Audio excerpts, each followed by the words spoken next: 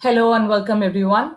Like to welcome and thank everyone for attending the Felicitation event of Austin TNF's virtual 5K walk, run, ride event. I'm Rupa Govindarajan, a practicing dentist in Round Rock, Texas. I'm also a volunteer in Austin TNF, and I have the pleasure of presenting this event to you all. Let's have a look into today's agenda today. We have a packed agenda with a few chief guests. The event is going to begin with a welcome address by Mrs. Usha Chandra, the president of TNF. We also have James and Laura Ritchie, the founders of Lighter Loads, and Chris King, the executive director of Hungry Souls. We have a speaker for the day, Dr. Raj Raghunathan, who's going to talk about the role of happiness in times of COVID, and we have an interactive Q&A session with him. Ms. Usha Chandra will be presenting the checks to the beneficiaries, Lighter Loads, and Hungry Souls. And Dr. Raj Raghunathan and Ms. Usha Chandra will be presenting the trophies to all the winners of the race. And the event ends with the vote of thanks by Ms. Vidya Subramaniam. Before we start the event, I would like to thank all the sponsors who made this event a grand success. Our platinum sponsor for the event is Ms. Jacqueline Houghton from Access Reality. Ms. Jacqueline has been a constant supporter of Austin TNF ever since its inception. Thank you, Ms. Jacqueline. Your continuous support has enabled TNF Austin chapter to do a lot of charitable events. Let's hear from Ms. Jacqueline about Access Reality.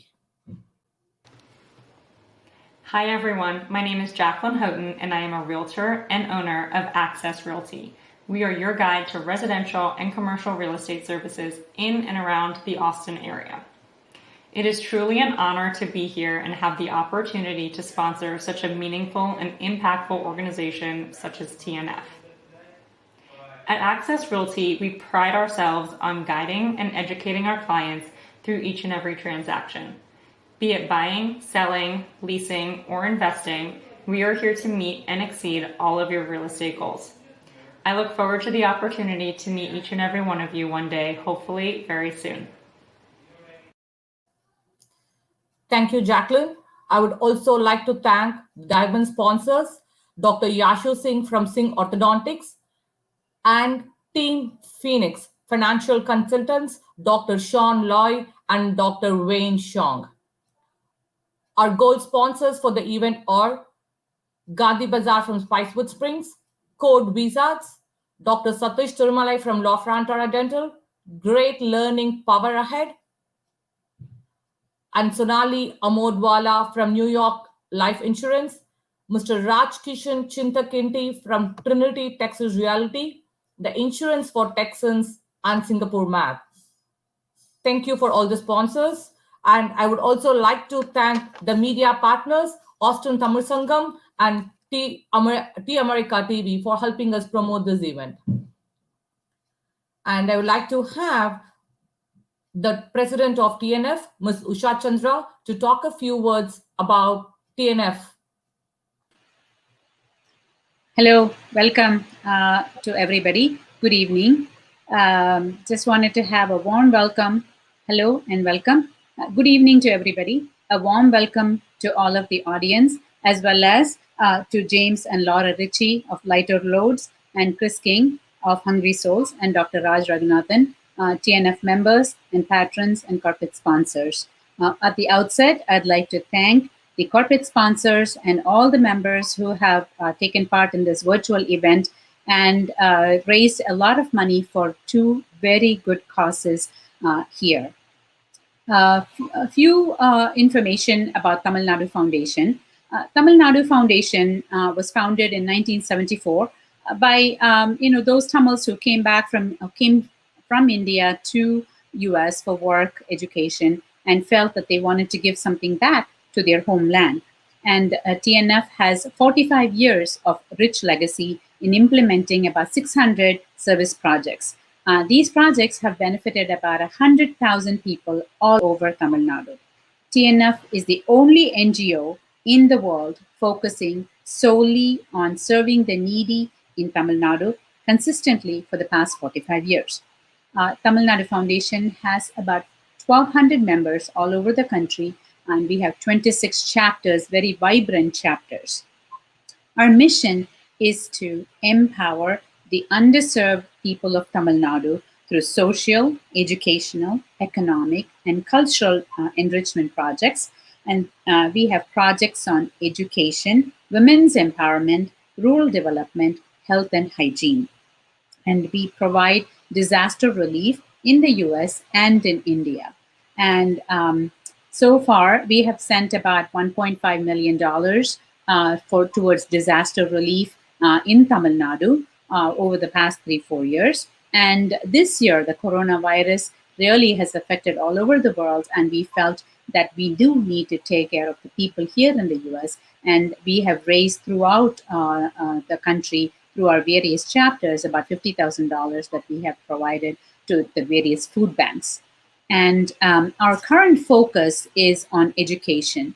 There are many Indians that you hear who are the CEOs of billion-dollar companies, and the Indian community here is very, very successful in whatever they do. And it's all because of the education that we received back home. But back in Tamil Nadu, there are people that do not have that. There are children who really don't have the support that they need. And so Tamil Nadu Foundation has come up with the education initiative, which is called the ABC project. The A is for achieving the grade level proficiency, focusing on the academically slow learners and trying to get them to get into the grades, and boosting their morale by having soft skills training, helping them, talking to them about time management and other aspects, and also championing them for higher aspirations, taking them on college tours and talking to them about other things that they can do outside of the high school. So these are some of the things that Tamil Nadu Foundation has done. We also have projects for women's empowerment, health and hygiene, and rural development. Well, I can keep talking on and on about what we do, but I think today's purpose is to facilitate the fundraising for these two wonderful organizations. And so we are going to be talking about Hungry Souls as well as the Lighter Loads and the wonderful work done by TNF Austin chapter. And so here I give the stage back to Arun. And Arun, take it away, please. Thank you, Usha. Usha is such a great inspiration for all of us and here at TNF. Today, I wanted to quickly give you guys an update on what Austin chapter as part of the TNF wing focuses on. Primarily, Austin chapter, we revived the chapter in 2018. It's been 2 years now. And one of our primary goal is to support our district that we have adopted, Coimbatore. And we have identified 3 government schools that we focus on and help educate the underprivileged children. Over the period of 2 years, we have put in our funds to have 6 teachers and coordinators coordinate and help us identify the slow learners in each of these 3 schools. And as Usha talked about, we help them get to the grade level. We have also trained around 150 students on soft skills that helps them time management and speaking language and other things.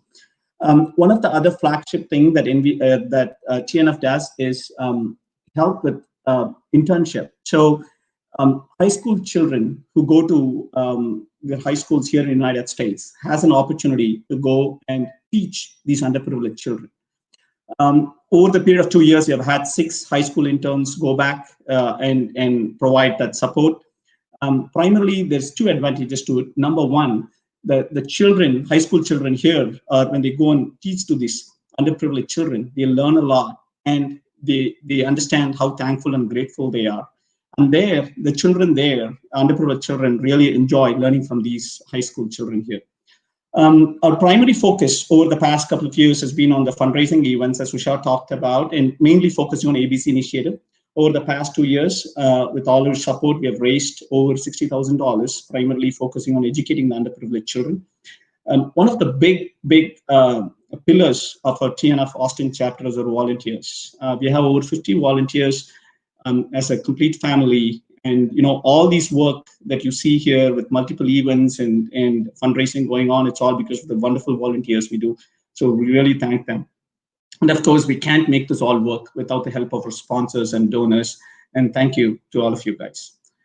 Now, just a quick snapshot of work here. Again, one of the things we pride in TNF is we volunteer as a family together, as we model, as adults model, the children follow through, and then we all positively try to contribute back to the society. So really, really thank you, all the volunteers. Now we have, as Usha was talking about, we have two wonderful people today, inspiring organizations, the leaders of the organizations coming and talking to us about some of the wonderful work they do in Austin. I just wanted to call them out on a couple of things. Number one, lighter loads. Their mission is to help the homeless community with hot food, clean clothes, and a shower. Right. When we started thinking about doing something for the community here, which we all work, one of the important tasks we had ahead of us was to find two deserving organizations. And Austin, there's a lot of really, really good organizations that do a lot of charity work here in Austin. And a group of volunteers, we worked together and we identified two of them. One of them was Lighter Loads. And we identified both of these on two principles. Number one, we strongly believe that 100% of the money should go to the cause. TNF is based on that fundamentals. And both these organizations, Lighter Loads and Hungry Souls, 100% of the money you donate goes to the cause directly.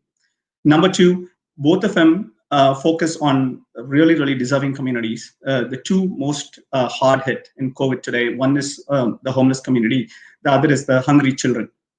So it's very close to our heart, which is very important. So, and then I'll let both the founders really talk about these two noble causes more.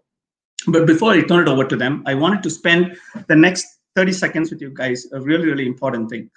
I want all of you to just close your eyes and walk with me for the next 30 seconds. There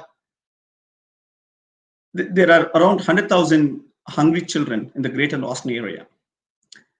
What if you can feed them that results in success, education, and they break the cycle of poverty, and in turn, that affects the entire generation to come. They read, they educate themselves, they become better citizens, and then they give it back to the community. You could make a difference. Even as low as $50, we could feed a family for 2 weeks. With your $100, you could feed a family for 4 weeks. Imagine driving through the 183 highway here and you seeing a homeless person. What if you can give him a shower, a hot meal, and a laundry, his clothes? What if you can give him some dignity and love? James and Laura Ritchie has been doing that, and let's help them today with our fundraiser. With $50, you can help 3 homeless guests. With $100, we could help 6 homeless guests. Now, today amidst us, we have a generous donors, Natesan and family, who is willing to match dollar to dollar up to $1,000. Our goal is to make use of this opportunity and double the impact. So how do we do it? So our goal is to raise this $1,000. So, and Natesan family can match the 1,000, and we give the 2,000 back to these these deserving organizations. Now, today is going to be a lot of fun. We are going to hear the founders talk and CEO talk, and then we are going to have a lot of fun with Raj. We had Raj in the previous event, and it was a big hit. So as you enjoy the event, I want you to take a moment and think about these hungry children and this homeless guest. We could make a small difference. It doesn't matter. It can be $10, $20, $30. Our goal is to get the matching $1,000 that the Natesan family is giving us so that we can double the impact on these organizations. So a simple thing to remember, it'll make it so easy for you. Just keep looking at your YouTube or Facebook comments. We are constantly posting a Google form, a simple form, just 3 questions, your name, your pledging amount, and your phone number. All you have to do is send it in, and then we will try the next hour and a half. Our goal is to get to this $1,000 and double the impact for these deserving organizations. Rupa, now on to you, so you could bring our. Thank you, Arun. It's a great pleasure to volunteer in the Austin TNF Foundation here, and there's a lot of ways we can volunteer with the TNF. You can donate money, and also you can donate your time. And if not, you can also spread the word about what Austin TNF does to the community, and that will help us in a few ways. The more, the merrier, and even a very small amount during our anniversaries and your birthdays makes a lot of difference in somebody's life in the world. And I would like to go on to the next session and invite Ms. James and Laura Ritchie from the Lighter Loads to talk a few words about their organization. Welcome, James and Laura. Hello, everyone. How's everybody doing? Doing great, thank you. Thank you so much for having us. We're honored to be here. First of all, we want to thank TNF. We want to thank all of the sponsors. It's just an honor to even be here with you today. And we're going to give you a brief summary about what Lighter Loads does. We actually started this mission in our vision with just 10 biscuits from McDonald's under a bridge. And we were serving, then we started serving hot meals out of our house, and then we found that they could get food. And then Laura went to one of our friends, we call them friends and guests, and she said, we see that you can get food, and what is something that you really need? And we had one of our longtime friends, about 2 years now, he said a hot shower and clean clothes would be great. So Laura looked at me, and so the wheels started turning, and we just I started researching shower trailers, laundry trailers, and so I just dug in, did all the research, and I found exactly what we wanted. We wanted to make sure that they had 2 showers, we have 2 toilets, we have 2 sinks, and then we have 2 stackable laundry units. We actually have 2 washers and 2 dryers. So we had this vision of what we call a block party. So what we wanted to do was set this up in a parking lot or any type of building atmosphere. And we wanted to cook hot food on site. We wanted to give them showers, and we do their laundry. We wash it, we dry it, and we fold it. And just to see the smiles, we call it miles of smiles. When you see someone that comes out and they said, I haven't had a shower in months. We have had people say we haven't had a shower in over a year. And they can walk in our facility, they can go in our trailer, and they can literally have a nice hot shower. It's fully air conditioned, heated, and we just make that day about them. And basically Lighter Loads means we're going to lighten their loads. So while they're there at that day, the cares of the world is not only we wash the cares away. So we want to make sure they're treated like family. And we served yesterday, we did about 32 showers. We did about 42 meals. We do hygiene as well. We have haircuts, chiropractor on site. Before COVID hit, we would have the VA for the veterans. And we even have nurses that comes out and volunteers to take care of light abrasions and things like that. Today we had haircuts and a Chiropractor. And we did about 36 showers today. Probably 120, 25 meals cooked on site. We did 26 haircuts, and I think we did about 12 chiropractor adjustments. Laundry. And oh my gosh, I think 15 loads of laundry. So you can see our setup there, and it's really especially when the females, they come and they have long hair, and when they come out, they say, smell my hair. It smells so good. And just to know that we've made a small impact with, it's just a blessing. And with organizations like TNF and all the sponsors that are here, it just keeps our vision going and our mission. And we want to put more trailers. We would love to put 5 of these on the road. They're about $40,000 a piece because they're pretty advanced. and I've designed the trailers. I've broken all the electrical circuits down. We get our water from the buildings. They're very gracious to let us use the water. We have generators, or we can use power from there. So we're fully loaded to take on, 100 people. Laura, you want to say anything? Exactly. No, I mean, other than we just, we see that Austin needs this. This is something that the need is growing as the homeless community is growing. And so we would just like to be able to put more trailers on the road and be able to do block parties throughout the week. Thank you, James and Laura. James, you mentioned it was a small impact. Definitely not, James. It leaves a very, very great impact on, lots of individuals' life, and all of us do contribute a little. But the things that you guys do is such an amazing thing, and bless your hearts for doing this. And we would definitely reach out to you. A lot of people here may reach out even after this event to do something to, help you with collecting something. I know you're giving some hygiene products to everybody. We'll definitely continue to support your organization, and we are proud to be supporting your organization today, James and Laura. Thank you for being here with us today. Thank you You're so welcome. much. Thank you. It's an honor. It's a blessing. Now, I would like to have Chris King, the Executive Director of Hungry Souls, to talk a few words about his organization. Welcome, Chris. Chris, you're muted, Chris. Thank you, and thank you, Rupa and TNF for holding this event. We were surprised when we got the call, and very honored to be a beneficiary of what's going on. And hey, James, just want to let you know I'll be calling you because I want to come volunteer sometime. But Hungry Souls was started about 7 years ago, has only been active for about 3 years now. But what we do is we partner with schools in the greater Austin area. Those schools identify families that are facing food insecurity and need a little help on the weekends and during school breaks just to keep food on the table.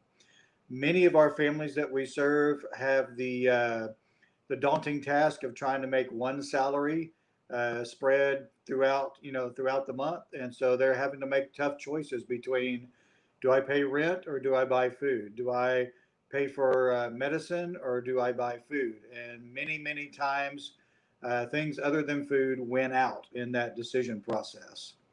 Um, right now in the greater Austin area, we consider that Travis, Williamson, and Hayes County, there are over 100,000 kids on free lunch. If you're in the Austin area, if you've ever been to a UT football game, I mean, not these days, but in the past, the stadium holds about 104,000 people. So imagine that stadium completely full of kids facing food insecurity. That's what the problem is here in the greater Austin area. So we provide families with weekend meals. They get breakfast, lunch, and dinner for Saturday and Sunday. So 6 meals a weekend. They receive a bag of non-perishables and a bag of perishables, along with a menu for the weekend and any recipes they need to cook those meals. Since COVID has started, we've just about tripled the number of families that we're serving.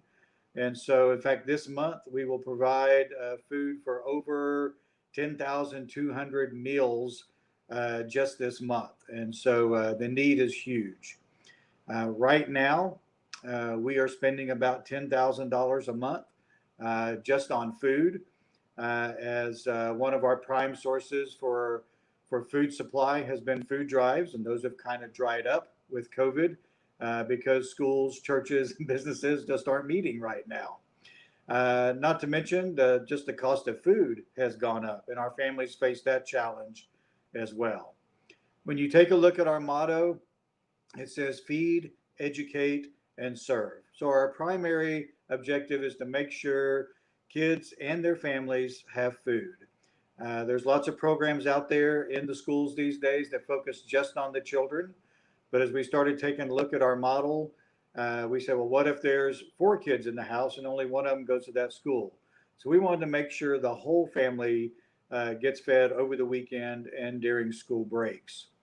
Our second part of our motto is educate, and really that's twofold. First of that is just to educate people in the greater Austin area of the need, that there is a hunger problem here in Austin. Being a large city, we really don't have that center of poverty like many large metropolitan areas do. And so our poverty is spread out across the city in small pockets. And you see that in the homeless community as well. And so we try to identify where those pockets are and partner with schools in those areas. But just educate the folks in our area, in our communities, that there is a hunger issue here and it needs to be addressed. The other part of educate is that education is so closely linked with food. We know that if kids are showing up at school and they're hungry, that it's hard for them to concentrate. They have some learning issues there.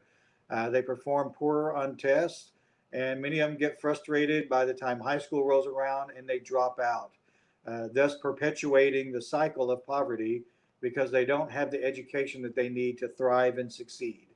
So part of our program is to make sure those kids are being well fed, make sure they have plenty of food so they come to school well nourished, able to concentrate, to perform better on tests, and hopefully stay in school for the full ride.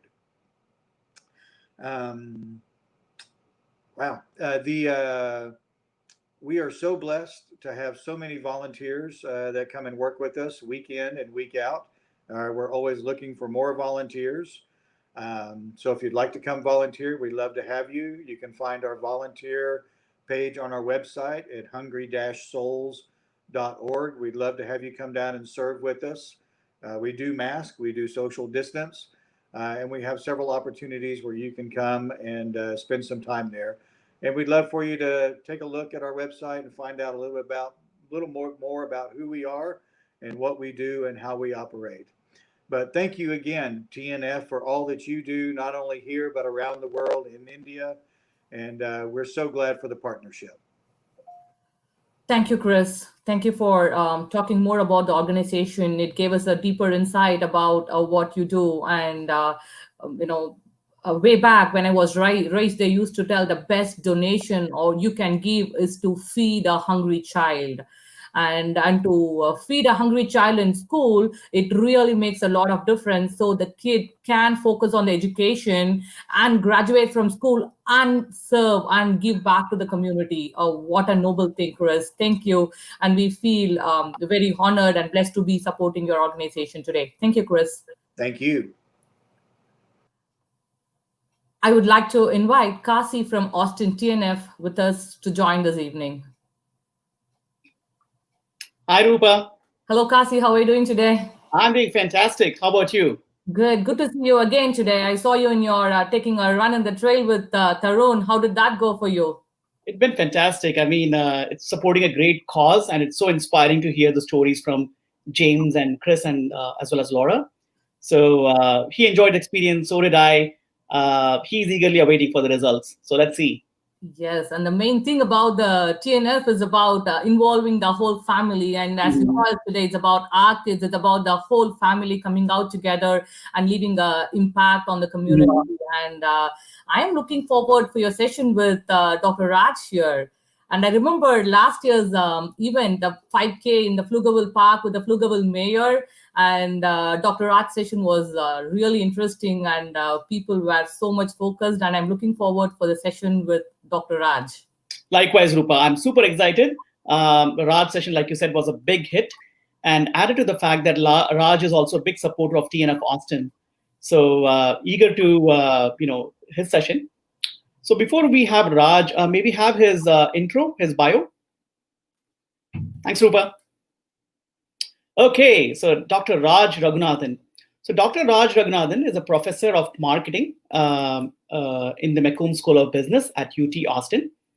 I've had the good fortune of knowing Raj for over 8 years. I took his course, Creativity and Leadership, during my MBA. And I will tell you, this is one of the best decisions I've ever taken in my life. It changed my perspective on a lot of things. I enjoyed the course. This is a course which is very popular. People bid their points. It gets oversubscribed. So I'm really lucky that I took that course. And with that, I've got to know Raj over these years. Now, I also will tell you that Raj teaches 2 very popular online courses. So his course called A Life of Happiness and Fulfillment, it's available in Coursera. It's consistently rated as a top course. And then he recently introduced a new course for employees called the Happier Employees and Return of Investment, which is available in edX. It also found its way to the top courses, no surprise. So, and the best thing about these 2 courses are both of these courses are free. Hundreds of thousands of people have taken this course and have benefited. So I would highly encourage you to check these 2 courses. In addition to teaching, Raj is a prolific author. He is the author of the best-selling book, If You Are So Smart, Why Aren't You Happy? Raj is also a featured speaker in many events. You will see him in a lot of shows on YouTube. The one you see here is a TED Talk with Shah Rukh Khan. It's a very inspiring talk.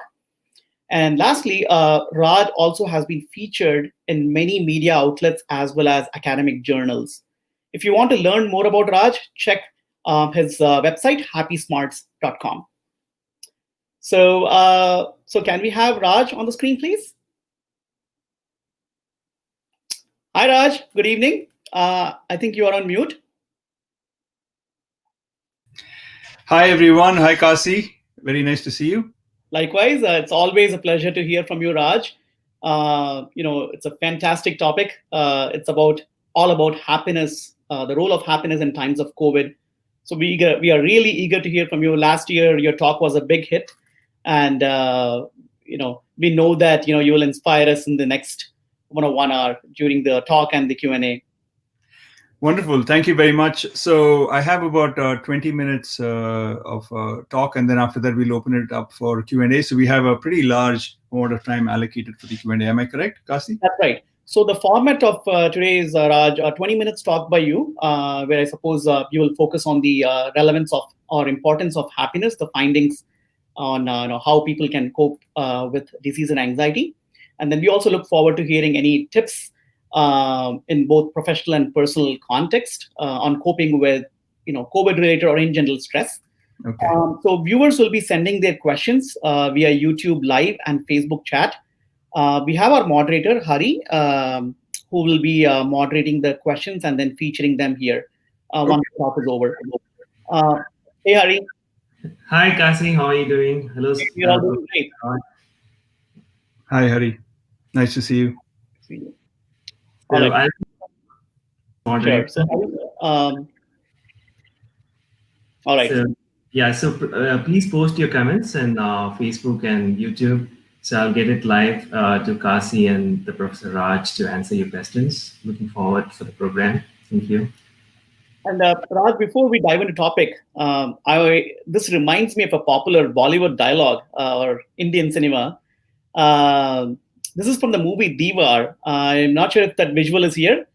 So this is a very iconic dialogue that many kids grew up, hearing too.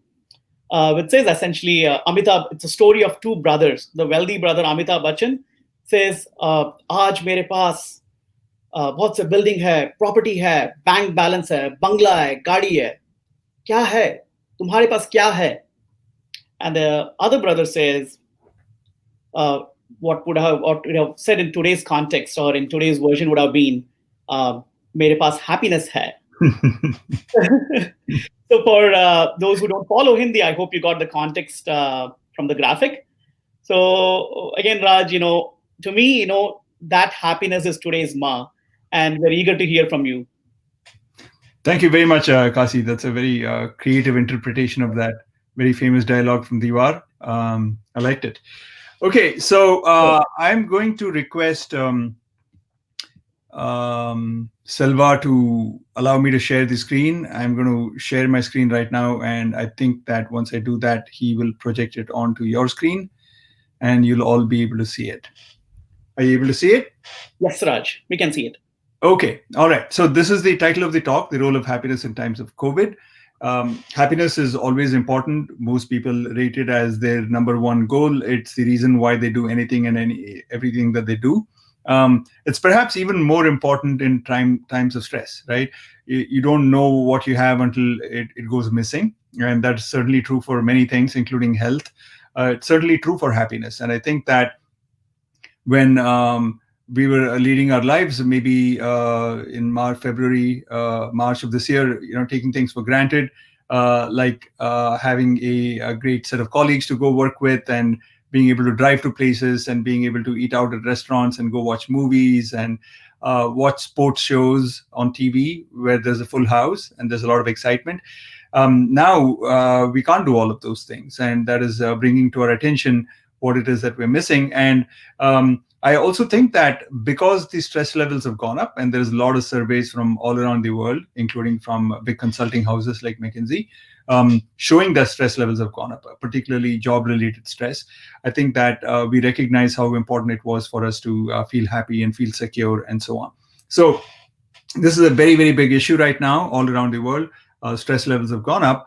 And I want to start out by talking a little bit about some of the research on happiness and health. It turns out that being happy is not just a luxury and not just a feel-good emotion. It is also very useful to be happy, particularly if you want to be healthy. Healthier people recover from things faster. So there was some studies done much before COVID in the last about 20 years on the relationship between happiness and health. And in one study, what they found is that if you suffer from a cold, okay, and you take the cold medication, if you're watching happy videos, if you're being sent happy videos by the experimenters, so the assumption is that you're watching those videos and feeling a little bit better as a result of it, you're laughing a little bit, etc., you're going to recover a little bit faster than if you aren't sent those videos, okay? And in fact, what we know is that if you're feeling stressed out, if you're feeling anxious, you're more likely to suffer from health problems. In the context of work, for example, happier employees on average in the United States show up for work 16 more days in a year than their less happy counterparts. So you can imagine what COVID is doing to us because of the job-related stress and anxiety that it's evoked. It's probably prolonging a lot of people's sicknesses and illnesses, okay?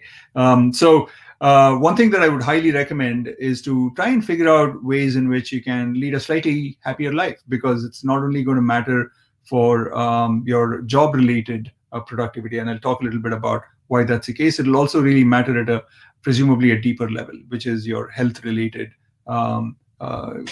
physical health-related aspects. So there are some ongoing studies right now, and I'm involved in one of them, which is actually looking at what happens to people's responses to different kinds of COVID interventions and recovery times based off of how happy or unhappy you are. And it's too early now to share with the results with you in full detail, but some of the preliminary results are in fact confirming this, that if you're happier, you're likely going to recover from COVID a little bit faster, okay? So I just wanted to mention this. It turns out also that happiness is not just going to make you healthier, it's also going to improve your productivity. And there's lots of reasons for it. One part of it is the health, right? If you're healthier, you're going to show up for work more, you're going to be more focused on your tasks because you don't have to pay attention to your physical health, right? But you're also more collegial with your colleagues. You're also more creative. And one of my own papers shows that you're also more objective with the decisions you make. And so in a lot of different ways, happiness improves your job-related productivity. And so it's very important to maintain a state of happiness. Okay, now it turns out, like I said early on, that COVID has increased stress levels around the world. And there are different reasons why it's increased the stress levels. On the personal side, it's increased stress levels because we are now kind of stuck at home. We are highly social as a species. We can't socialize with people.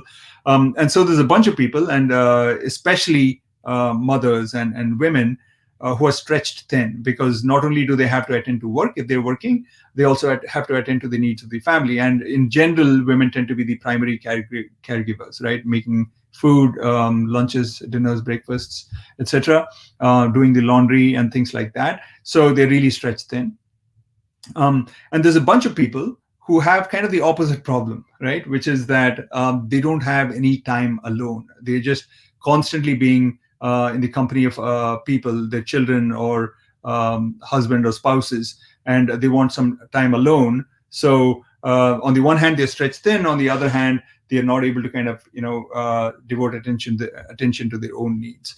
And then there is another category of people who are single, perhaps, and living by themselves, and they don't have any opportunity to connect with people in a real sense, right? They can do it over Zoom, etc., but not in a face-to-face context in many countries around the world because of the lockdown. So there is that kind of source of stress, which is more personal, but there's also the more professional reasons for stress. This has to do with job-related insecurity. It's not clear whether you're going to continue to be employed. For many people, that's an issue. It also might be the case that you may not get the bonuses that you were expecting because lots of businesses are not doing as well as they were before COVID hit. Okay, and also a lot of people are starting to feel that maybe the way in which work is getting done has changed so much and is continuing to change that I may be irrelevant in the future. Right? In education, for example, a lot of people worry that, hey, what happens if everything goes online? I'm very used to teaching face to face, and now I have to teach online. Does this mean that people, because there are no real limits, right, to class sizes, that people who are the star teachers will get to do all the teaching, and the people who are not necessarily as good will be fired, or they may be asked to teach less and be paid less, and so on. So there's a lot of insecurity because things are uncertain, right? There's a lot of uncertainty in the air. So there's personal reasons for stress, there's professional reasons for stress. So what I wanted to talk about right now is, I've already kind of talked a little bit about what we call the functionality of happiness. Why is it important to be happy? You're more productive, etc. I want to talk a little bit about what do we mean by the term happiness, and then I want to end with some tips for increasing your happiness, or at least mitigating your stress levels and anxiety levels during this COVID period. So we tend to think of happiness, many of us tend to think of it as a kind of a frivolous, trivial, fleeting kind of a positive emotion. Okay, and it certainly can be true that some sources of happiness are fleeting, are trivial, are superficial. But the way that I use happiness, at least, I don't necessarily mean only those kind of experiences that are fleeting and somewhat shallow. Okay, so what I want to do here is talk a little bit about 4 different kind of types of experiences that could all be accommodated under this umbrella of the term happiness. And so the first 2 have to do with relatively short-term kinds of positive experiences, and I call them pleasure and positivity. We know what pleasure is, right? Eating a nice meal, having a nice shower, which our wonderful friends Chris and James are doing. But it could also be something a little more deeper and longer lasting. Okay, so I want to talk a little bit about it. So pleasure is very clear.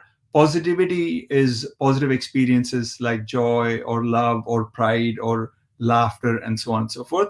Okay, so what is purpose? What is meaning? We know these terms and we tend to use them relatively loosely, I would say. And I want to kind of define them in the way that I want to use them here. Okay, this is not necessarily what the dictionary definition of these terms is, but the way that I want to define them. So purpose is the positivity, is the satisfaction that we experience from doing something that we intrinsically love.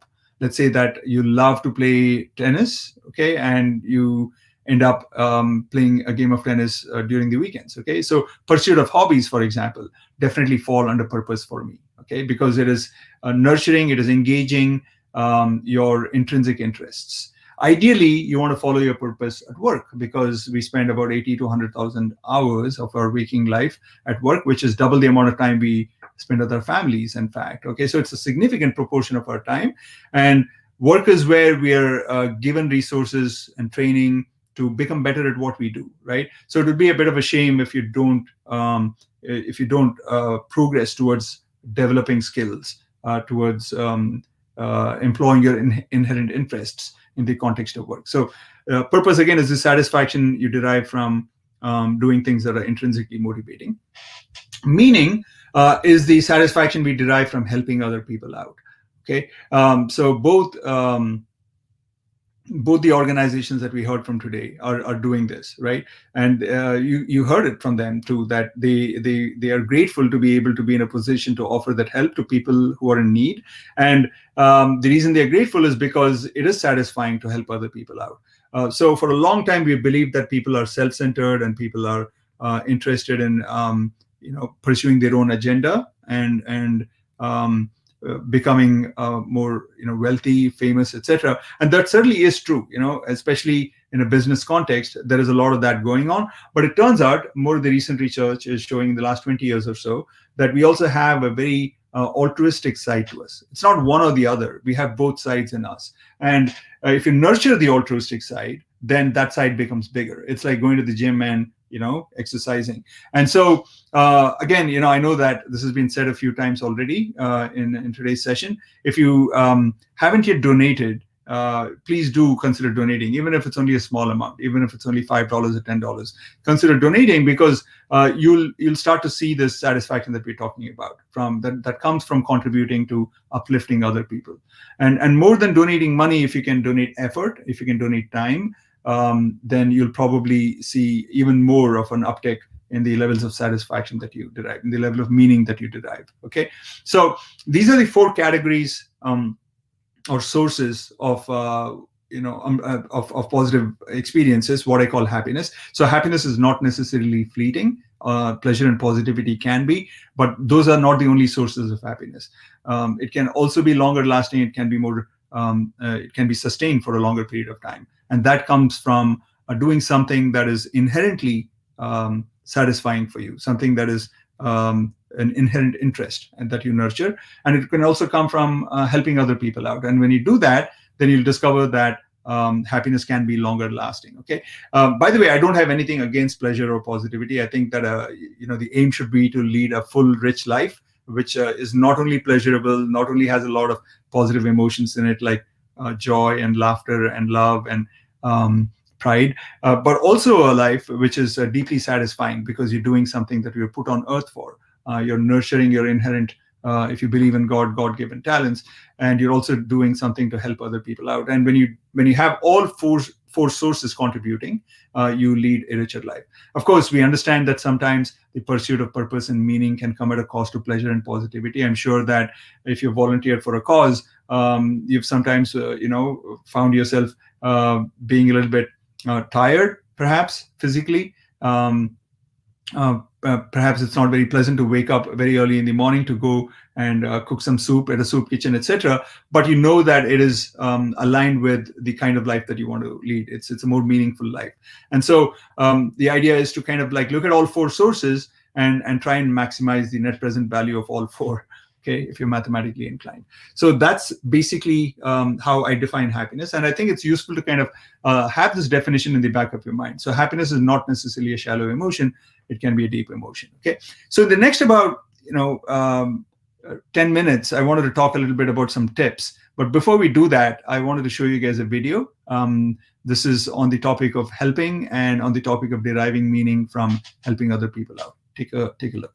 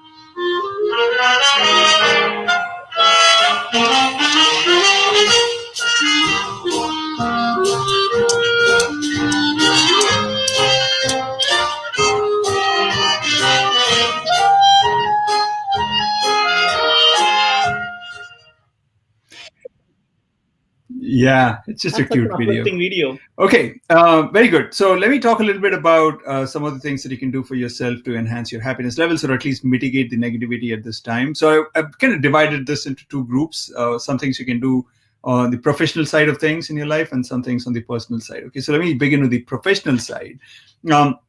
It's important to kind of remember that it's difficult to achieve the same lofty goals that we were able to achieve before COVID right now. Okay, especially now that it's been dragging on for a while.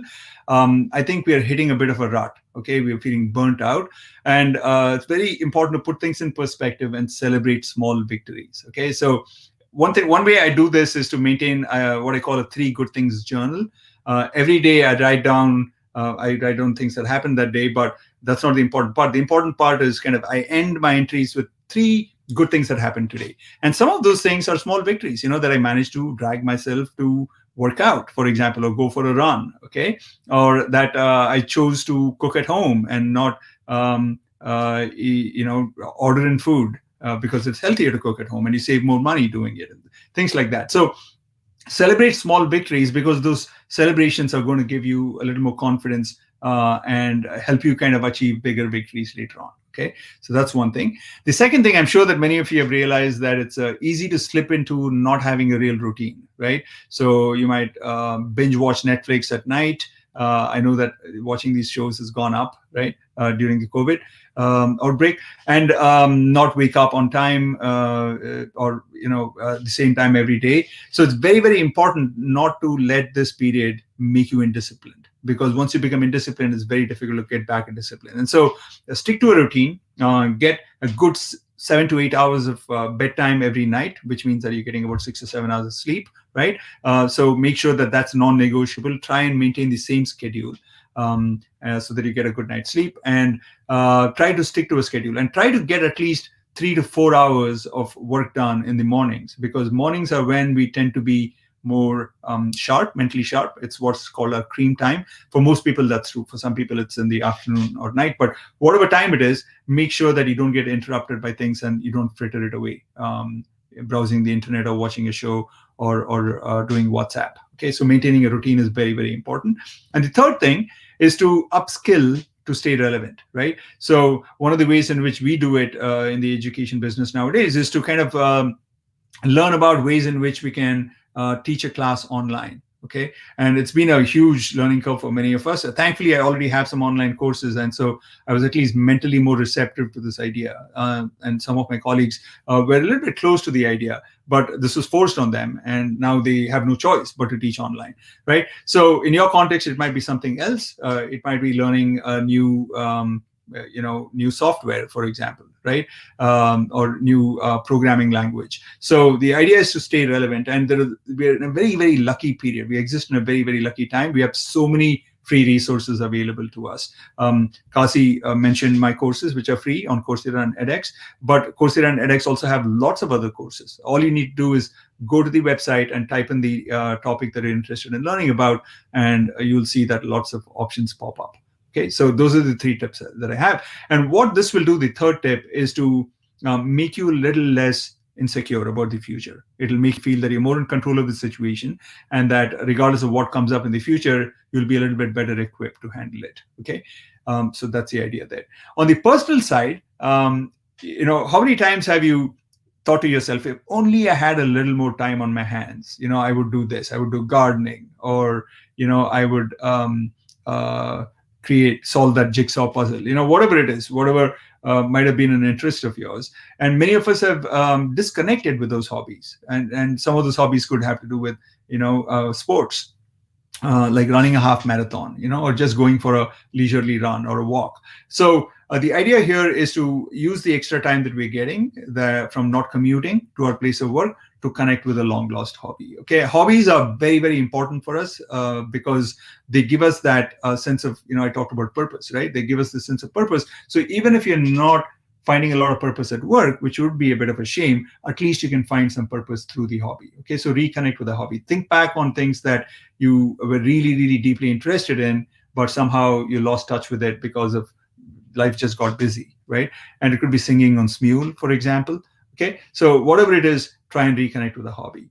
The second is to connect with friends and family. Even though many of us are feeling stretched and we probably have too much time with our friends, with our family, especially, like I said, women with their kids having to kind of prepare meals for them while also being on call at work. So it might seem like you're spending way too much time with your family, but is it quality time, right? And so you don't really connect with your family unless you're spending quality time with them. And the idea is to spend quality time with them. And here I have a kind of a personal tip, which has really worked well in my family. We have a whiteboard in our breakfast area where we divided the whiteboard into 4 columns, one for each person in the family, me and my wife and our 2 kids, and 7 rows representing each day of the week. And so you can imagine this kind of 28-cell board. And we kind of write down whatever it is that we think we'd like everyone else in the family to do with us. So it might be watching a movie that I really like. I really like this movie called Zindagi Na Milegi Dobara. If you have not watched it, I'd recommend it. It's a lighthearted movie of 3 guys going on a road trip. So I might put it on the board and choose a particular time and we watch it. Okay, and there are some rules here. One is that you can only pick activities once a week, and the second rule is that the activity should not be more than 3 hours long.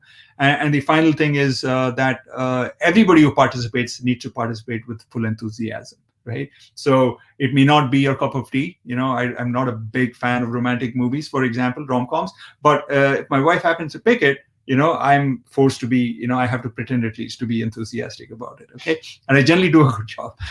Nobody's ever accused me of not being enthusiastic in these kind of experiences. So that's the idea. And because everybody gets to pick only one activity a week, it's altogether about 10 hours. Okay. It's not a huge demand on our time. And obviously people have to pick a time that works for everybody. But it really connects us together in a way that we would not have connected otherwise. My daughter did this, 2-hour workshop on ballet dancing, which was really, really great. And my son arranged a ping pong competition among us, which is also great. So it really kind of brings everybody's interests to the fore, and it really kind of helps us bond together, okay, in a way that would not have happened, like I said. So that's the tip, second tip on the personal side. And the last tip is to try and use this time. Everybody's life has slowed down a little bit, or at least there's a potential to slow down your life because of COVID, because we're not commuting as much, we can't travel as much, and so on. We can't kind of socialize with other people as much, etc. And so this might be a great opportunity for us to reinforce a healthy lifestyle. What's a healthy lifestyle? It's eating well, right? And this means that avoiding things that we know are not very good for us, like processed food, too much sugar or too much salt, eating large quantities, etc. So eating well, moving more, right? Moving at least for 45 minutes every day, and you could set up a goal like 10,000 steps a day, or maybe that's too lofty a goal, so maybe make it 8,000 steps or even 5,000 steps. But set a goal and try and achieve it. Go for a walk in the morning. So eating well, moving more, and sleeping better. So sleeping better, I already talked a little bit about earlier, which is to get at least 7 hours in bed, which means that you're getting about 6 hours of sleep. Okay, so that's the bare minimum. Ideally, you want to spend at least 8 hours in bed, which means getting about 7 hours of sleep. Okay, and don't turn the TV on or look at your phone or the computer while you're in bed, because that blue light that these devices emit tend to kill the levels of melatonin in our body, and so we can't fall asleep as fast or get a good night's sleep when we do that. Okay, so those are the tips I have, and I have some other tips too. And I've done a few surveys on the topic of COVID with my online students. So I have data from about 3,000 people already from around the world on their sources of stress, their levels of stress, and their coping strategies, and what's working and what's not. But I'll stop here. Thank you very much for giving this opportunity, and I'll probably kind of be able to talk about those things in the Q&A session that's coming up right now. First of all, thank you, Raj. That was very, very insightful. This reminds me of the projects that we used to do under you, the Gratitude Journal. It reminds me of the movie nights, one of the few movie nights we had at your house where we watched Zindagi Na Milegi Dobara Yes. movie as well. And then I really like the fact that the tips you're making are not hard. I mean, if you put your mind, you sit as a family together and put it, it can really work, and it really can, help connect everyone together, right? So really amazing takeaway. So viewers, so this is a recorded session. I mean, live session, but the recording will be available, so you can always go back, rewind, and listen again. So folks who are watching this live, please send in your questions through YouTube chat and Facebook. Raj, as you see, we've been getting good engagement. A lot of people have started asking, posting comments, and then started asking questions. The first question, if you're ready, is from Kumar. Hey, Rupa.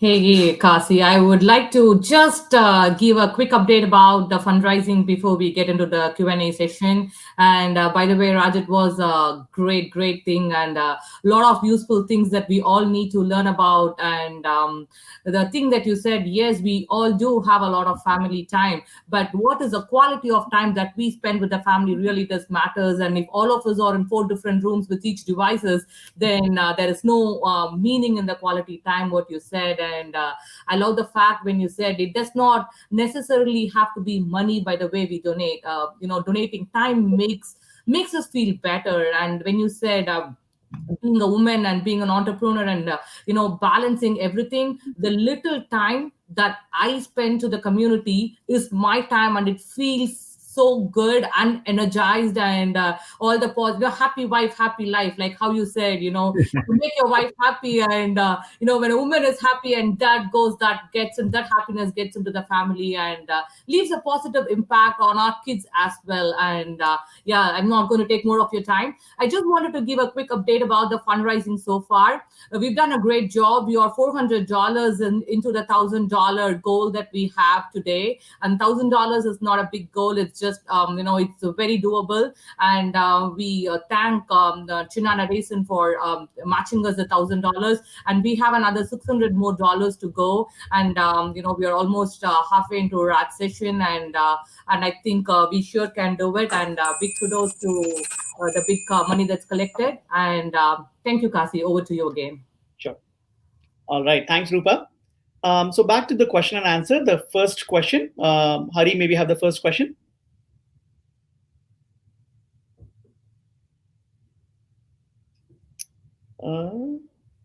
Okay.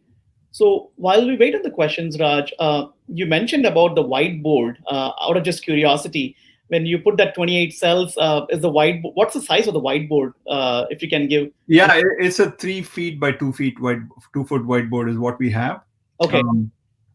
And you can order it off of Amazon or one of these places, and it's not very expensive. There's lots of different options. We measured there's a wall space that we had in our breakfast area. We measured it, and it was that size was going to fit there. That's why we got that. Yeah, that should give enough real estate or room for people to enter their wish list or.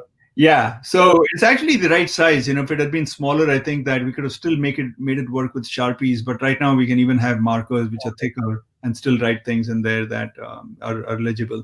And it's important to kind of put it there because everybody assembles at the breakfast table every day, right? And if you just kind of say that, say it out loud, verbally or auditorily, people might hear it, but it may not register, right? That they have to be there for that session. But seeing it every day is a bit of a reminder. Thanks for that, Raj. I'm going to order that. So, the first question is from Ashok Kumar. Mm-hmm. He asked, Eastern philosophy equates renunciation brings happiness, attachment brings unhappiness to things and people. Mm-hmm. How do we rationalize this? I think it's a nice philosophical question in a way, but give it to you. No, it's a great question. I really like that question. I think that, much of the work that has been done in the area of happiness in the research and science would probably disagree with that. Okay.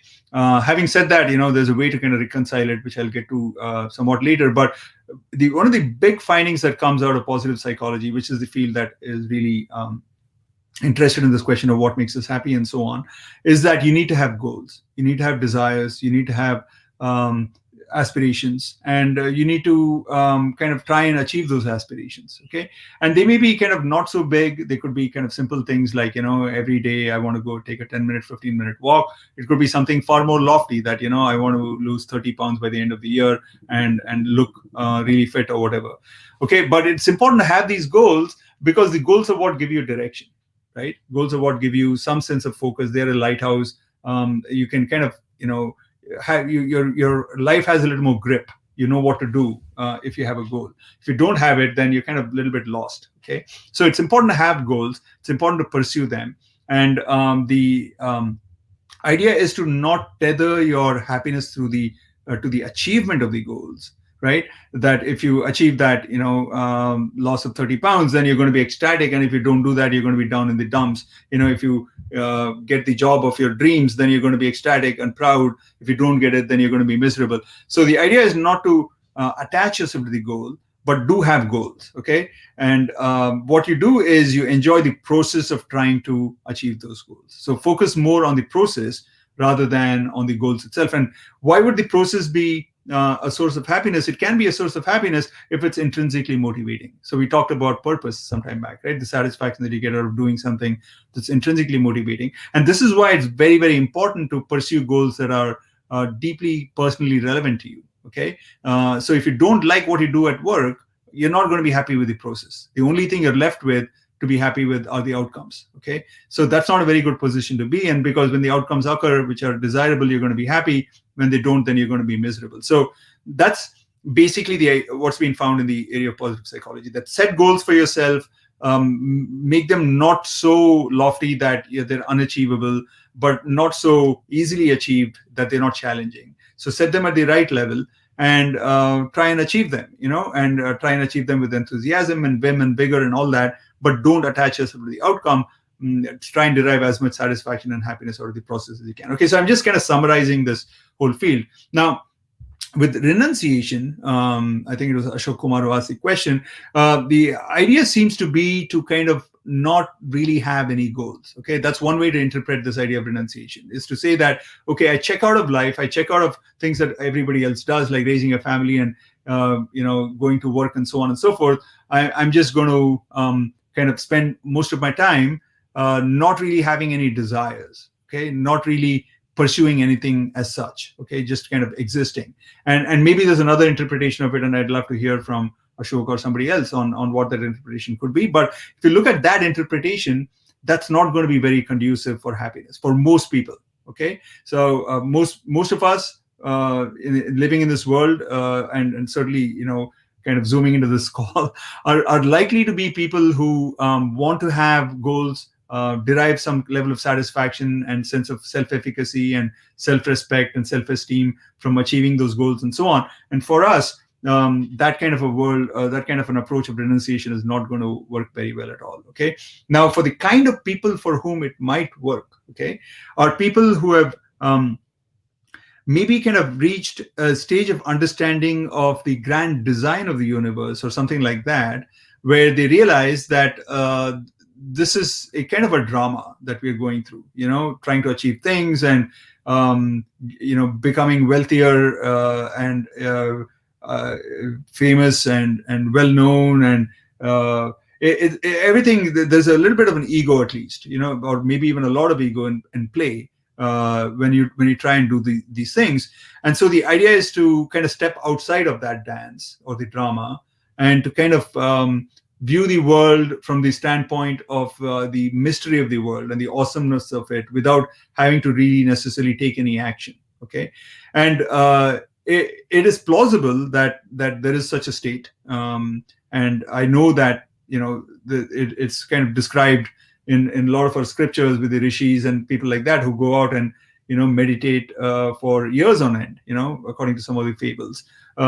It is possible to kind of live that kind of an existence. I don't think it's accessible for most of us. I don't want to rule it out as a potential possibility, but let me just say that the kind of people that we tend to associate with that state and who have done it tend to be people who are service oriented, tend to be people who put other people's interests, if not on par with their own, maybe even more important than their own self-interest. So these tend to be the rishis and munis who have really sacrificed their life in order for the betterment of other people. And they might look like they're physically isolated and alone, but psychologically they are more deeply connected with the universe than any of us are. We forge these connections with our families, with our close friends, maybe our pets, co-workers, etc. I think that they aspire to and perhaps have achieved a sense of connection with the entire existence, with the universe. Okay. So if you feel that, hey, I think that I'm there, I can kind of do it, go for it. Okay. Or if you feel that that sounds lovely and I want to do it, I would say, see if you can do it. Oftentimes it means kind of severing connections with our close friends and family, and maybe upsetting them, making them unhappy in order to renounce everything and go live a hermit's life. You've got to kind of carefully think through all that. But if it's something that's appealing to you, I would say that it would be interesting to find out what happens. I hope that answers the question. I'm not sure. If it doesn't, then maybe a follow-up question. I'll try and tackle that. Hey, thank you, Raj. That was very deep and insightful. And thank you also to Ashok for that question. Hari, can we have the second question? So the second question is from JP. Have we been devaluing happiness for the last 20 years? Has internet and social media accelerated this? How do we solve this?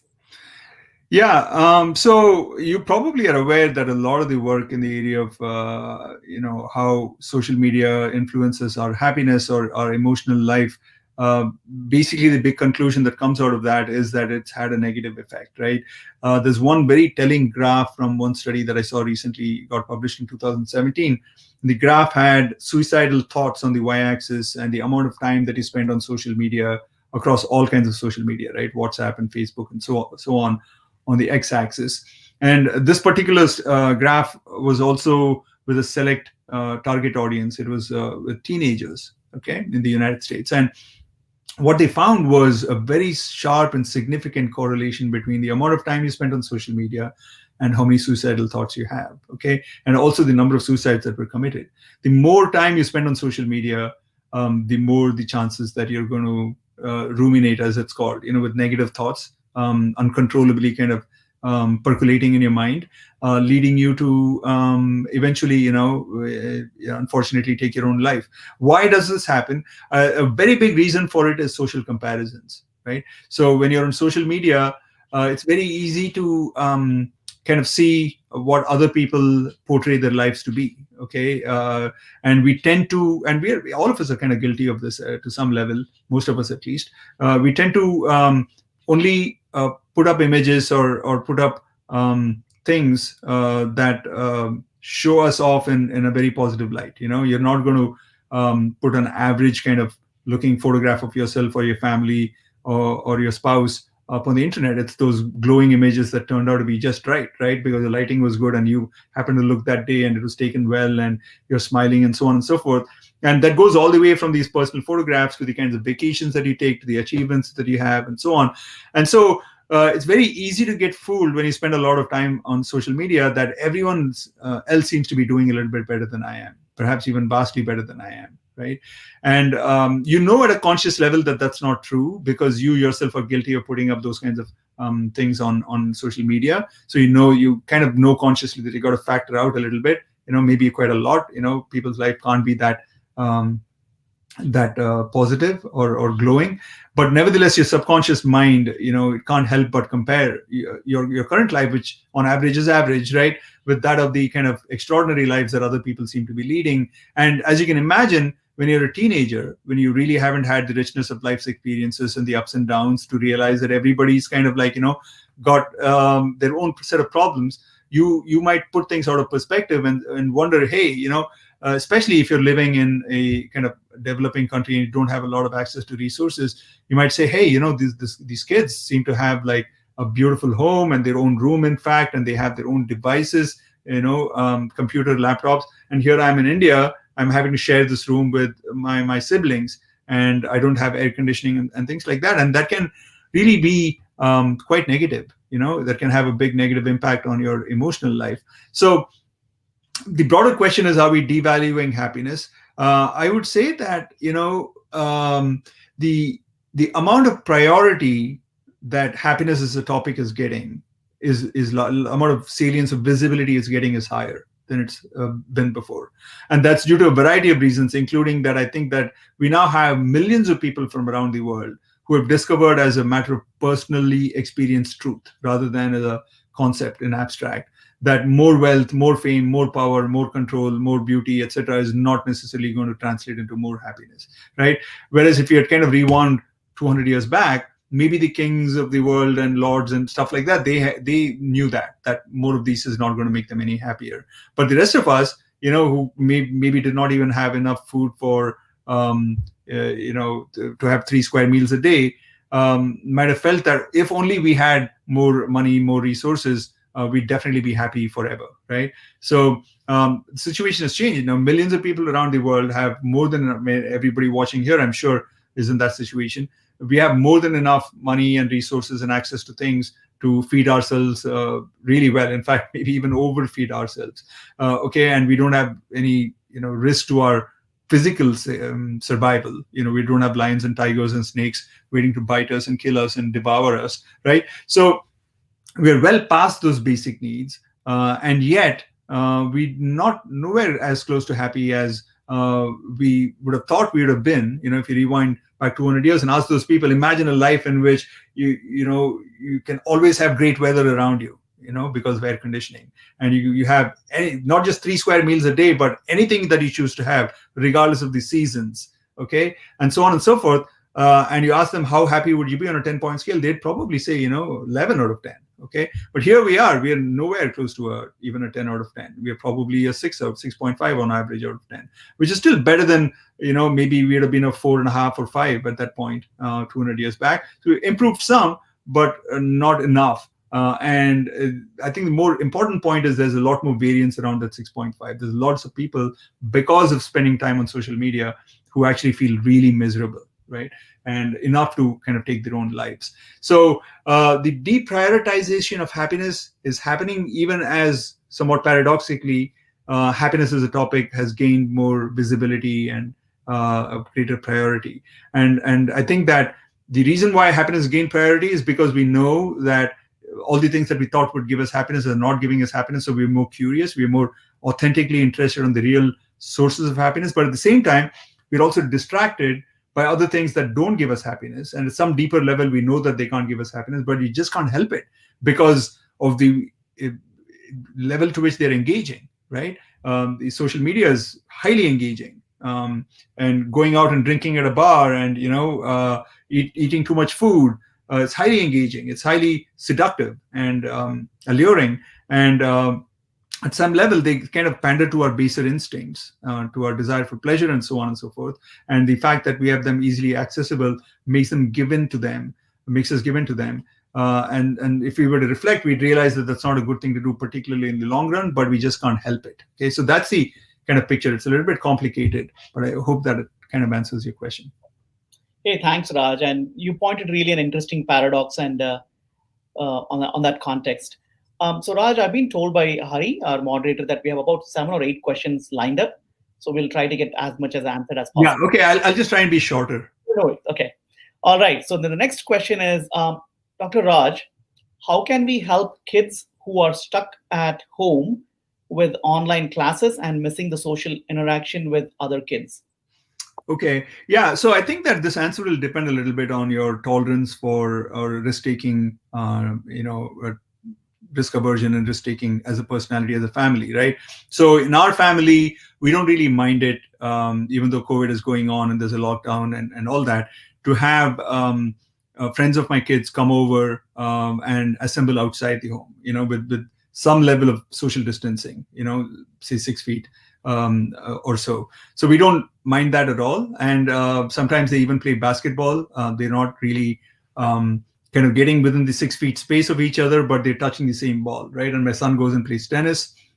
And my daughters had a couple of these get-togethers as well, where they're just chatting in the backyard. So some of you might think that that's too risky. For other people, you might be willing to take more risks. Okay, that's something that you have to kind of decide. If you feel that that's okay, then that's one way to do it. The other thing that we've done as a family, like I told you, it doesn't quite kind of get to what you're talking about, spending time with their own friends, which is of course indispensable, right? Particularly at a certain age, like teenage years, they don't think of their parents as being cool, right? So they want to hang out with their kids, their own friends, and it's difficult to pull off right now. And my kids are playing video games online, and sometimes for too long, I feel. So that's where this idea of the whiteboard that I talked about earlier comes into the picture. It's not really hanging out with the kids necessarily, but at least they're getting time to hang out with actual human beings, namely their parents or siblings, in a face-to-face context, as opposed to through a digital medium. So those are some of the tips that I have, and they're not satisfactory, perhaps, I know, but at least it's something to go with. Okay, we sometimes go on walks, and it's not the same thing as hanging out with their own friends, but we meet other people, and it's nice to see that. We have a new dog now at home last 2 months, and when we take him out, other dog owners really kind of strike up a conversation. I didn't know this. There's a whole dog thing. I suppose I should have guessed it, but it really kind of is a kind of icebreaker of sorts, having a dog. So that's something to consider as well, if it's doable and practical for you to get a dog. Okay. All right. Hey, thanks, Raj, for that. Hari, we'll go on to the next question. This is from Sundar. So, Dr. Raj, any suggestions on balancing constant connectedness, which I think he mentions as screen time as well, and the tips for happiness? Okay, so the constant connectedness, I think that, Sundar, if I'm not mistaken, you're referring to this idea that I mentioned earlier, or the phenomenon where especially women, but obviously even guys or men, have just too many things to do in a day, and you're connected, quote unquote, connected to people at work, and then you have to maybe come and take care of your kids because they have some demands. We've had that, a lot, especially since school started, or online school started, where we have to wake up in the morning, make their breakfast, and then sometimes even deliver it to their rooms, and all that. Okay, I think that's what you're meaning, kind of being stretched thin, in particular with socializing at some level, even though it's through digital medium. So that is obviously not very good, right? So not only is it not real meaningful face-to-face kind of interaction, it's also you're constantly interacting with people. We do need our alone time, okay? And they say everything is big in Texas. Hopefully your home is big enough in Texas that you can kind of carve out a little bit of space for yourself. And this is not something that I mentioned earlier, but this is something that we have instituted in my family, which is that about 2 hours a day, it's kind of informal, but about 2 hours a day, we get to kind of tell other people that, hey, I don't want to be disturbed for these 2 hours. I just want to do my own thing. Okay. And I certainly have it. My wife kind of takes those 2 hours too. And what I do, I can tell you what they do. I'm not 100% sure, but I kind of use that time to catch up on some shows. I've been watching some Netflix shows that are, documentaries that I'm interested in those topics. So I watch those, and I also do a little bit of meditation. Okay. So I think in this idea that we're highly social as a species might make one lose sight of the fact that we also need alone time. Okay, we also need alone time, and it's important sometimes to kind of explicitly kind of put it in to the to budget time for it. Okay, put it into the plan. Otherwise, I mean, there's a danger that you're constantly connecting, and it just kind of gets to be too much. Okay, so in my family, that's what we've done, and maybe you can have a conversation with your family and other people too, that you're very strict about when it is that you're willing to kind of connect and when not, especially with coworkers, but also with your family, so that you have some alone time. Great tips, Raj. So Hari, can we go on to the next question? So this is from Gopinath. So do goals equate to happiness? No goal means not happy? Yeah. So you as a human being, you need to do something, right? Very few people, I would say, maybe just, I don't know, a handful of people around the world who can exist without doing anything. Okay, so you need to do something. It's in the process of engagement with those activities that you derive happiness. And some of those things that you do are for survival, right? You have to eat at an even more basic level. Perhaps you have to breathe, you have to drink water and everything, right? So I don't know if you would say, well, I have an itch here and I, want to scratch it, whether that's a goal. Perhaps it's not a goal, but it's certainly a desire at some level. And so we get into kind of like, hair splitting or into definitional things of what's a goal and what's a desire and what's a drive and so on and so forth. But it's clear that we have to do things, okay? And we do things in order to achieve certain outcomes. And if those outcomes are positive, they enhance our chances of survival. They enhance our chances of kind of, access to resources. It gives us positive feelings, okay? It makes us feel good about our futures and so on. But there's also the source that I think is very, very important to acknowledge here, which is the source from doing the activity itself, which I call the purpose, right? The satisfaction that we get from doing something that's intrinsically motivating. So both because the outcomes of the goals are important for our survival or for our flourishing and thriving, and also because the engagement with the activity as we are trying to achieve a goal, the process can be a source of happiness. It's very, very important to have goals. So without goals, you really can't be happy, okay, in other words. And if you look at the research, I mean, it's very, very clear that the people who have goals are always happier than people who don't have goals. Okay, this is why having a job is important. If you're homeless, if you're jobless, if you don't have a job, you're not going to be as happy. Okay, because goals provide meaning, and goals also kind of occupy your time. There is a need that we have to be busy. Okay, it's called need to be busy. You can actually Google it. There's a paper on it. And there's also a saying, an idle mind is a devil's workshop. And so if you're completely idle, you're not going to be happy. Okay, so yeah, goals are important. That's a fantastic response, Raj. You articulated so well, because goals is what drives the meaning and purpose. Yeah. Reminds me of those 4 circles that you showed earlier. Yeah. I think, Hari, I think we have time for 2 questions. So the next question is from Kumar Ram. Raj, you mentioned about the whiteboard, which is a great idea. Mostly, I'm thinking it works for younger kids. Is there any equivalent for older kids, high school going, college going? I see where he's coming from. I know Kumar. Yeah, my kids are 16 and 12. Maybe once they go to college, they won't be as receptive to this idea. I think it's a matter of kind of packaging it and marketing it and communicating in a way that they find it to be receptive. Okay, everybody's got interests, right? There's this concept of the mandala. I don't know if you've heard of it, but if you put all your interests in a circle, think of a Venn diagram, right? Put all your interests in a circle. It could be, watching certain genre of movies. It could be traveling. It could be going to the gym and working out, etc. You put all of that in one circle, and then have everybody in the house do that, right? Put all your interests in one circle, and it might take a little bit of time because you may have an interest that you didn't immediately come to you when you're doing this task. So take maybe a couple of days to do that, and then when you kind of look at everybody's circles and what's inside of it, identify a set of things that are common. Okay, and that if you look at imagine a Venn diagram in your head, that'll look like a fish, and somebody told me it's called a mandala. Okay, maybe it's not called a mandala. I don't know, but I'm just borrowing that term. And so, it looks like this, right? It looks like this fish. And you try and focus on that rather than focusing on the things that are not in the common area. And sometimes we tend to do that, hey, I love doing this thing. Nobody seems to support me. I'm doing it alone, and I don't like this. Not that this family is disintegrating.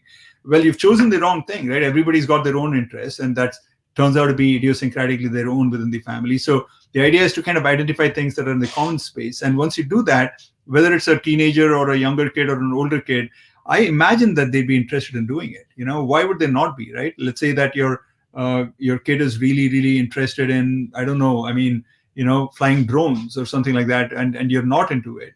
Then, you won't feel like doing it, but they'll feel like doing it. And so sometimes the question is, are we being open-minded enough in order to accommodate them, rather than deciding that this is what we have always done, this is what ought to be done because I'm the head of the family, and look, they're not interested, so this is the typical teen, they're just kind of on their own thing. So the idea is to kind of be, and frankly, I'm also kind of somewhat guilty of that sometimes, like the ballet thing that my daughter did. I am not into ballet. I thought, it's kind of a weird kind of a dance. But I have to say, I was very pleasantly surprised by that workshop, and she actually made us learn a few terms and even kind of try and do those things, those kind of, hold those poses. And it's far tougher than I thought it would be. I thought that, yeah, it looks like easy to hold those poses, but it's far tougher. And it really made me appreciate that form of dance a lot more. And also kind of intellectually it was stimulating. So, I learned that if I was a little more open-minded, then they connect with me a lot better, if that makes sense. Sure. Very helpful. Thank you, Raj. Hari, let's have the last question. I know this is a very engaging topic, Raj, and honestly, I have hundreds of questions even also running in my mind, but I'm putting them to give priority to the audience questions. Sure. All right. So do we have the last question?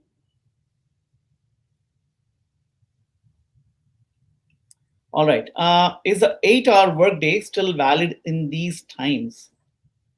That's a good question. I don't know. There's many different perspectives that you can take on this, right? If you look at the research on mastery and how much time it takes to kind of master something, and it's very important to progress towards mastery. Okay, there's many reasons why it's important, but one of the big reasons is that when you become very, very good at what you do, then you tend to experience these so-called flow states where you lose track of time in it, and it's deeply engaging, and it gives you a sense of purpose in life. Okay, whereas if you don't have that sense of, I'm really good at doing this thing, and that thing can be a hobby, right? It can be home gardening, it can be cooking, it can be raising a child, it can be taking care of a pet, it can be organizing parties, what have you. Doesn't really matter. Ideally, it's something that you do for work. Okay, so in order for you to achieve mastery, you need to spend about 10,000 hours, they say, okay, as a rule of thumb. And that translates into about 8 hours of work a day over a period of about 10 to 15 years. Okay, that's what is going to get you to be a master of a domain. 8 hours of working a day is a lot. If you think about it, if you sit and think about it, that's a lot of time.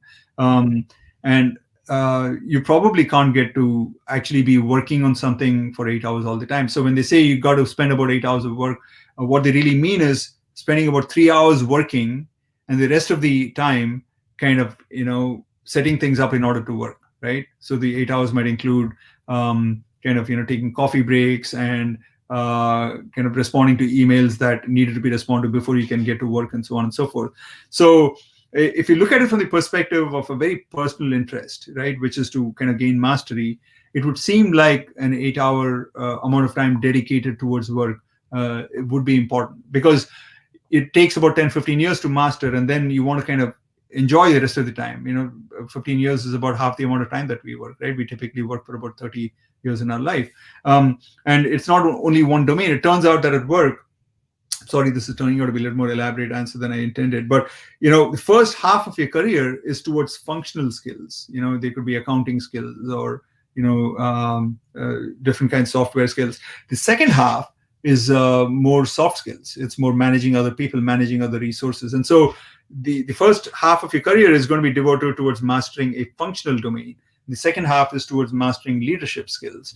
And so these are both different. And so each of those requires 10,000 hours. So you can see easily how you could spend your entire life, working life, trying to pursue mastery in one or the other kind of a broad category of functional or leadership skills. And so I would say that 8 hours of work is important from that perspective. Okay, and I'll leave it at that, because there could be other perspectives that you can take. Do you really need that much amount does an organization need every employee to work as much to achieve its goals? I'll kind of not take that perspective. Okay, so thank you very much, guys. It's been awesome. I really enjoyed it, and I'm happy there were so many questions, and I'm happy there are more questions too, and I'm willing to kind of take a look at them and see if I can answer some of them via email if you think that might be useful. Hey, thanks. That's really nice of you. Yeah, the questions are all in our Facebook chat, and then so thanks for your time again, Raj. We still want to hold you for the presentation and trophies. So absolutely, stay on board, and then maybe have Rupa. So thank you once again on behalf of Austin TNF for accepting our invite and doing this. I can see that it's great engagement from our audience. As always, your firecracker of a speaker. Over to you, Rupa. Yeah, thank you, Raj. It was a truly wonderful session. When you when you told about the social media, I could see my 7-year-old wanted me to post a video or a picture for her, and I was so shocked. And she's asking me, "Mom, how many likes did I get?" I said, oh my God! And that's the impact that's left on kids. And if they don't get enough likes, they do get thinking like, "Oh my, that's truly an eye opener."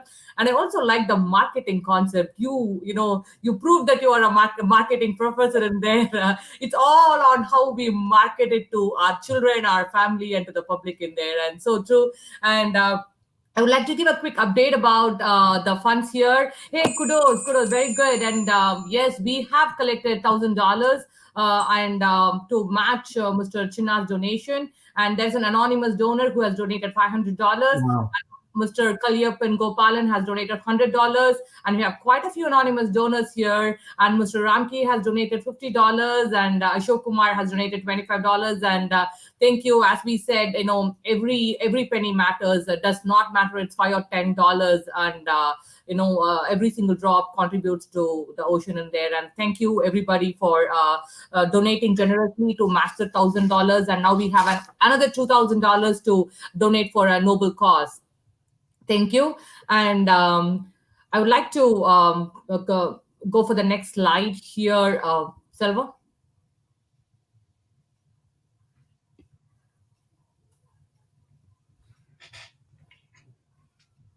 Okay, I would like to have Kumar, treasurer of Austin TNF, to share the screen with me here. Hello, Rupa. Hello, Raj. Hello, Kazi. Hi. Yeah. Hi. Before going in, Raj, thank you very much. I think I'm going to follow those 4 circles you mentioned. That's what I'm going to start with. And thank you for being a supporter of TNF always. You started with last time you gave your time for us, and also you donated $500 last year. This year you've done the same. Not only you're spending your time, but you're also donating for us. This time also you donated $500, which is really great of you.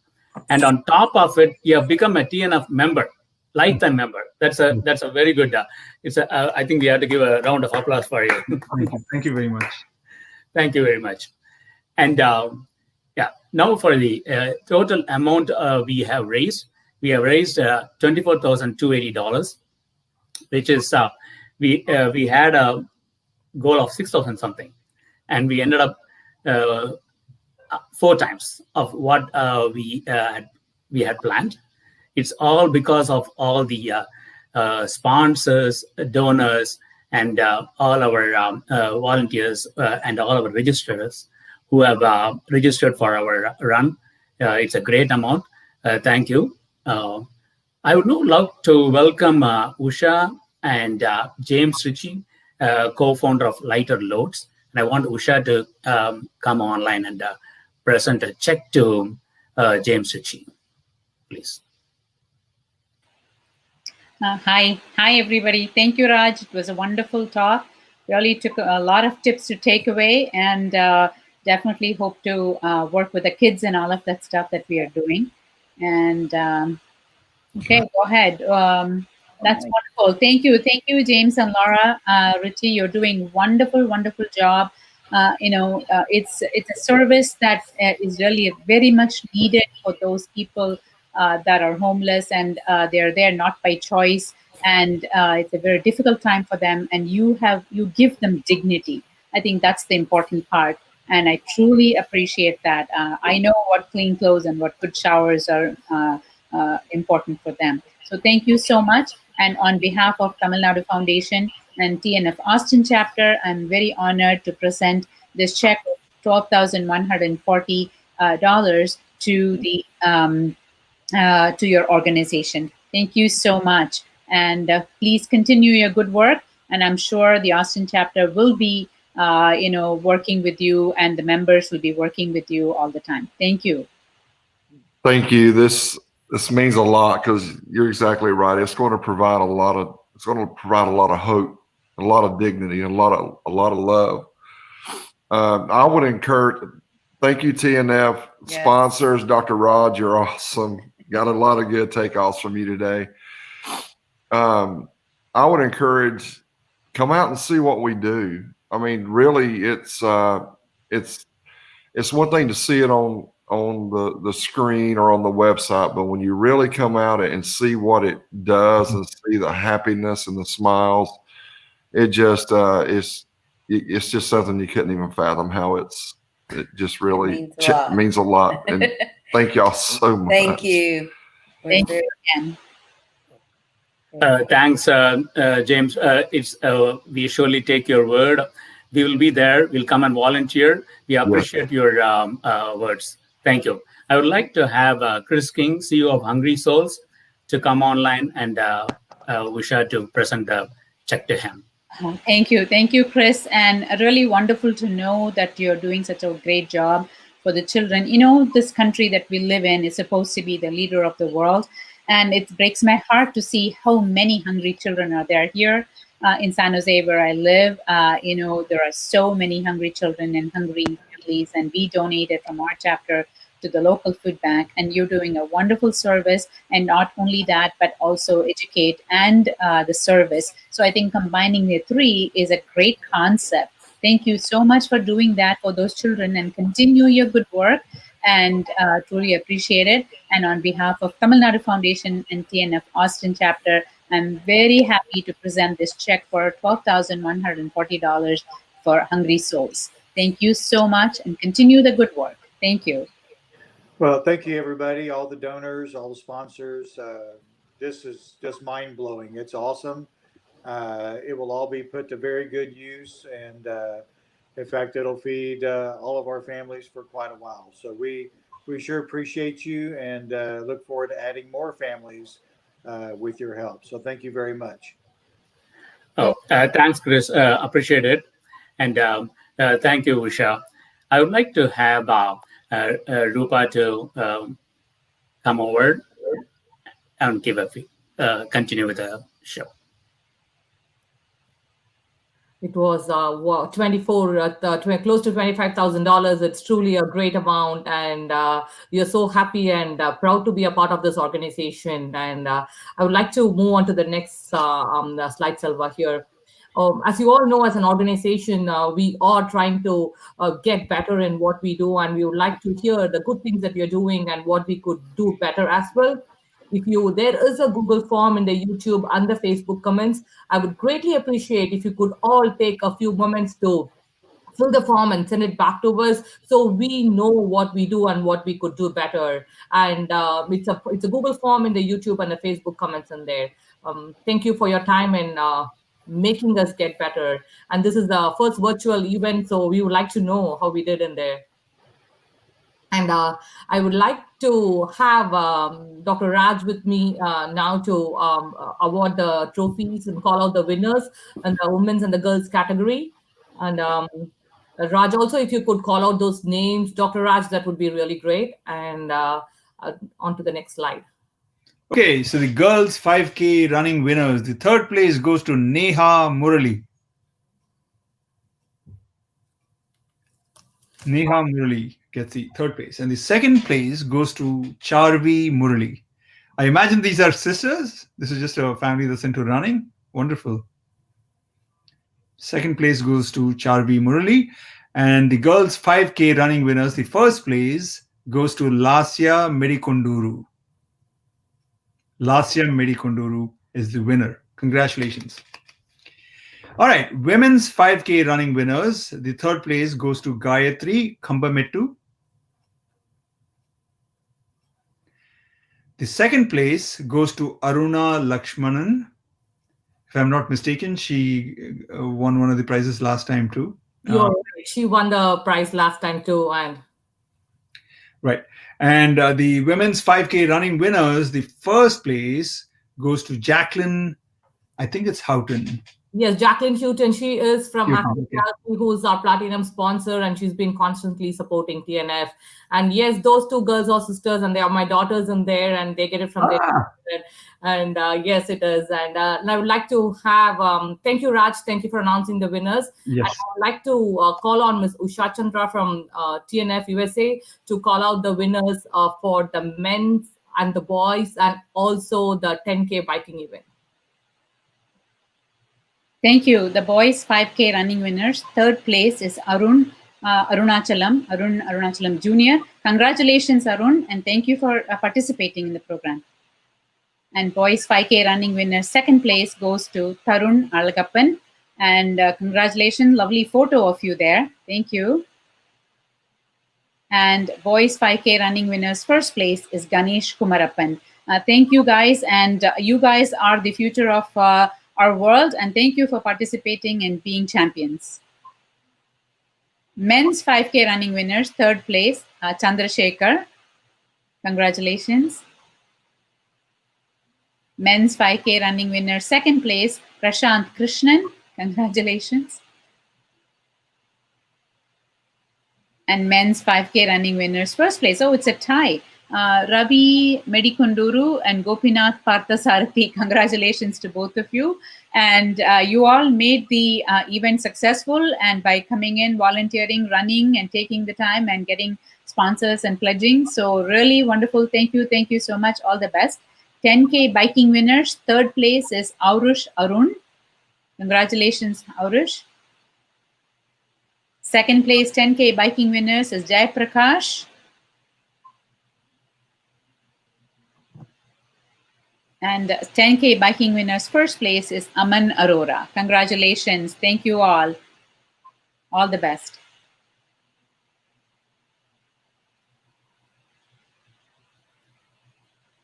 Thank you, Dr. Usha. And I would like to call on Ms. Vidya, the Secretary of Austin TNF, for the vote of thanks, please. Hello, Usha. How are you doing? Can you hear me, Usha?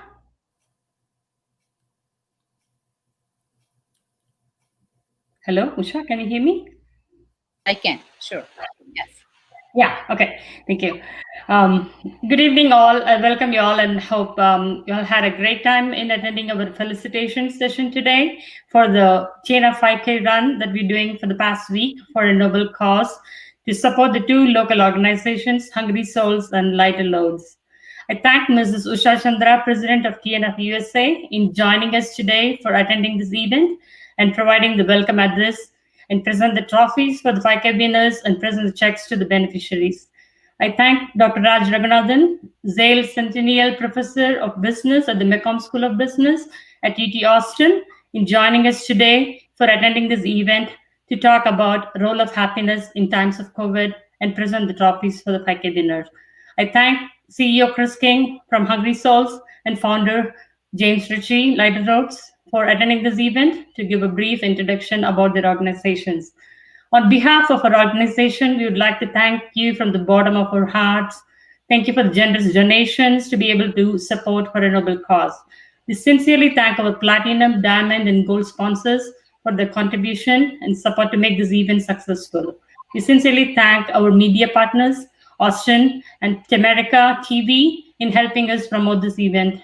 We sincerely thank our dedicated volunteers for their incredible support to make this event a huge success. As part of as a donor to our organization, you are all a part of something really special. You're a part of our community, and you make everything we do possible. Thank you so much for your time today, and we'll meet you again next year in another TNF event. Have a great day. Thank you.